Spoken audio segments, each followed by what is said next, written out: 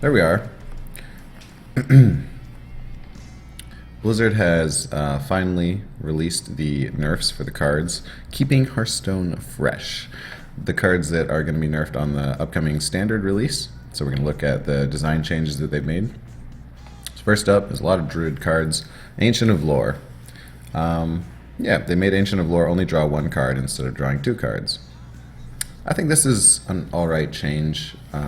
Ancient of Lore was a very staple card.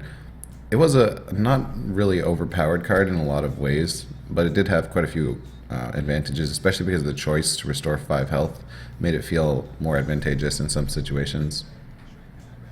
I don't think it'll see too much play as just draw one card, but obviously they felt it was too strong drawing two cards, and I can't fault them for that. It was a pretty good form of card draw where you play the body, so it's like Arcane Intellect plus a 5/5, and you're kind of getting one extra mana advantage on that. I think that's alright. Druid still has Nourish, which is a very good form of card draw, so I think that will be fine with this change. It's sad to see our old friend Ancient of Lore go, but this is not the death of Druid by any means.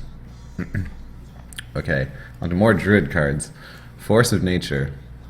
So they made Force of Nature instead of 6 mana with 3 Treants with charge. It's 5 mana, 3 Treants, no charge. Okay, so obviously a very different spell. I actually think this isn't such a bad spell. Like, you could play this spell. So this is kind of a design choice that I like, where they just said, okay, enough with the charge Force of Nature. We're going to make it something else, but at least they made it something that you could potentially play if you wanted to. It wasn't just a brutal slaughter of a card so that it became unplayable, such as the Warsong Commander nerf. Needless to say, we won't be seeing any charge Force of Nature combos, but we could still be using Savage Roar, because Savage Roar was not touched by this. So this was the only change to the Druid combo in the listed changes. And I think you could still do aggressive Druid styles, which try to flood the board, especially with tokens, and use Savage Roar. Pretty good effectiveness, so that burst style is definitely still there. Just not going to be from one shade of Naxxramas that you kill your opponent in a single turn. Which is much more fun, because that means if you control the Druid's creatures, then you will not have to worry about it. Okay, Keeper of the Grove. I feel like this one was really painful. Like, they nerfed Keeper of the Grove here to be 2/2 instead of 2/4, and honestly this is an unplayable creature at 2/2. There's no way. An SI agent, for example, on turn 3 deals 2 damage and is a 3/3. This is turn 4 and you're dealing 2 damage as a 2/2. Significantly worse in 2 ways. The silence just isn't worth it. And so the reason it seems they made this change because they're also changing Ironbeak Owl. And so they're making silence more valuable. However, they did not change Spellbreaker, the 4 mana 4/3 with silence. So I don't understand this change. This was a competitive 4-drop. It might be that they felt the 2/4 dealing 2 damage was too much, but making it a 3/3 or making it, at worst a 2/3. A 2/2 is basically unplayable for 4 mana, so I think this is just the death of this card. And you would much rather use Spellbreaker if you feel the need to silence things, which seems pretty likely given the cards we've seen. I think Spellbreaker will be included in a lot of decks. It is a very competitive card at the 4 mana slot at this point, and it looks like the only viable silence. Moving on to that, we have the Ironbeak Owl nerf to make it 3 mana. You could still play this. Certain decks, especially like a Face Hunter, for example, they don't need all their mana on every turn. It's just very important to be able to remove the taunt. So this was not like the game-changing silence mechanic overhaul that we expected. This was more just making it slightly less advantageous to you if you're using it in the early game. It especially cannot be used to counter 2 mana creatures now, and I think one of the main things that they were using in their design space was that 2 mana creatures with death rattles were okay because you could silence on that turn. So now it's unlikely that we see too many 2 mana creatures or 1 mana creatures that would require a silence because they've increased the cost of this. So it does move the early game a little away from mechanics that would be silenceable, like death rattle or other things that they come up with in the future, meaning that those 1 to 2 mana turns are a little more consistent, which is nice. But later in the game, if you play Tyrion, it's still going to get silenced. So, and Warlocks, Hunters, they'll love this card. Not to mention, there are class silences, which are still really effective. Earthshock, the Priest Silence, which is not played much right now, but is still good. Mass Dispel. This Priest actually have 2 silence. I'm sure I'm forgetting some other form of silence.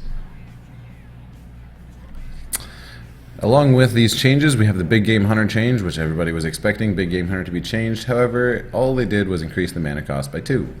So in some ways this is alright. It's making it so it's, you know. One of the things that was really good about Big Game Hunter was that for 3 mana, a 4-2 is actually not that bad. A 4-3 for 3 mana is an ideal static creature. So you're only losing 1 health, and that still trades pretty well because it's not going to die to anything for free with 2 health. However, for 5 mana, a 4-2 is really bad. So it's not like you would ever actually play this creature as a creature. You're only saving this to kill big things, which is the main change I see about this. However, it's still killing everything over 7 attack, which is one of the most frustrating things with this card, is if you have a 7-7 or a 30-30, it's the same effect. And I think that really discourages playing some of the bigger creatures. Things like the 12-12s and the 10-10s we've seen coming up.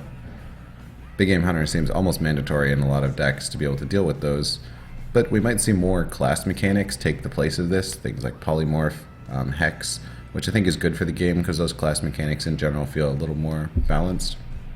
I'm still going to hail our Shaman Overlords because among these changes we see no Shaman nerfs. Shamans have received a lot of good cards, and Hex is now the best removal in the game by far, because for the 3 mana slot, it's the only thing that can remove those bigger creatures. Plus it comes with a silence effect, which is just insanely good. So I think Shaman is a very, very good pick. Mid-range Shaman is looking to be my top deck at the moment, given these changes. Hunter's Mark is an important option for hunters. Yeah, Hunter's Mark was really strong.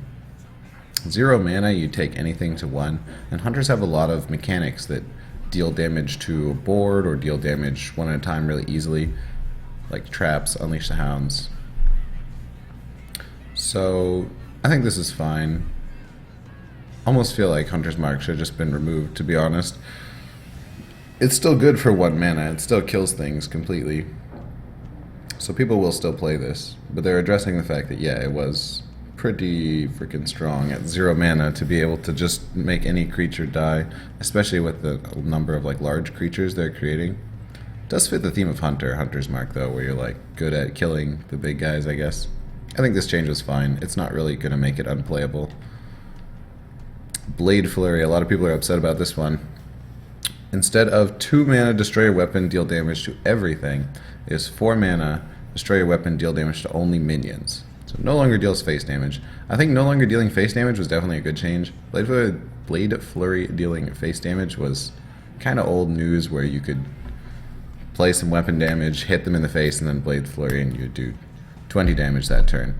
And one of the main things is you could stack up the weapon damage beforehand, so it's not even costing you much mana, allowing you to combo other mechanics, 8 other mana of mechanics that turn to do damage and kill them. So this feels good. The 4 mana cost makes me think that they're probably releasing some more weapon buffs for Rogue. We haven't seen any like really interesting weapons, and I think this kind of addresses that.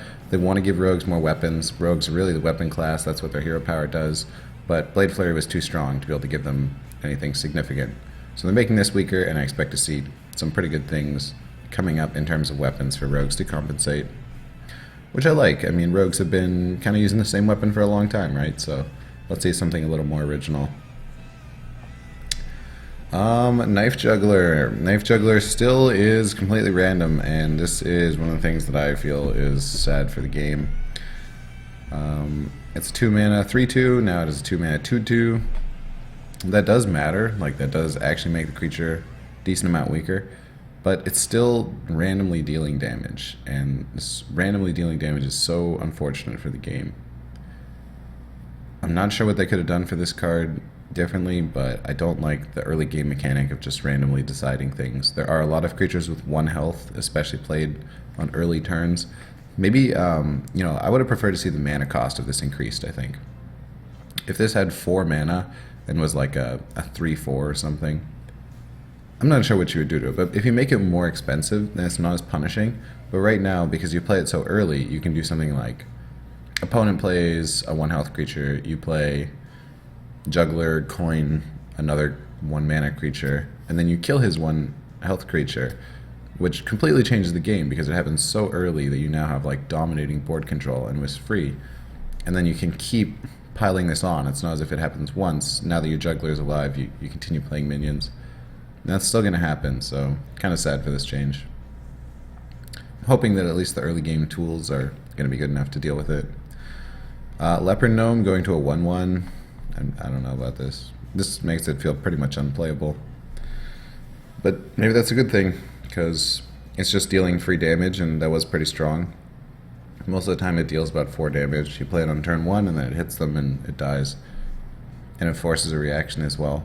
So I'm okay with this change. It makes the other 1-mana creatures look better. And there's a lot of 1-mana creatures that are not played that are kind of cool. Things like Elven Archer. Argent Squire was not played very much. Though I imagine Argent Squire is looking like one of the best 1-drops right now. Argent Squire is always going to be good with the Divine Shield. Arcane Golem. So they just killed Arcane Golem. Like, why would you play this over some other 3-drop? You do get a 4/4 that can attack for free, but I would rather play an Ogre Brute over giving my opponent a Wild Growth, that's for sure. I'm not too sad about this change, though. Just taking away charge damage. It was 4 damage for 3 mana, and you could, I don't know, like, I'm sure we've all died to that before, where it was a Face Hunter and they played double Arcane Golem, steady shot, and killed you. And they might not have had that many damage options if it wasn't around, so I think this is a good one. There's still Wolf Rider if you really want to charge people. Wolf Rider is nice, though, because it's not like, it's not hard to remove. 1 health is so much easier. Molten Giant, going to 25. This seems like directly to address Hand Warlock strength. I think this is a good change. Hand Warlock was looking so strong. Given the change to BGH, I mean, you can still play Mountain Giants on turn 4, so yeah, this to me is very nice. Molten Giants were a really strange mechanic, and having them like define the game in the Warlock decks and maybe even some Mage decks wasn't looking too pretty. Master of Disguise, I don't know why they nerfed this one. Nobody even plays this card. I guess they saw some really OP combo coming out. It did permanently give a minion stealth, so it probably limited design space, and they're not worried about it for this expansion, but for a future expansion, and they just wanted to put this on the table. That's pretty much it. I'm mostly disappointed with the Knife Juggler change.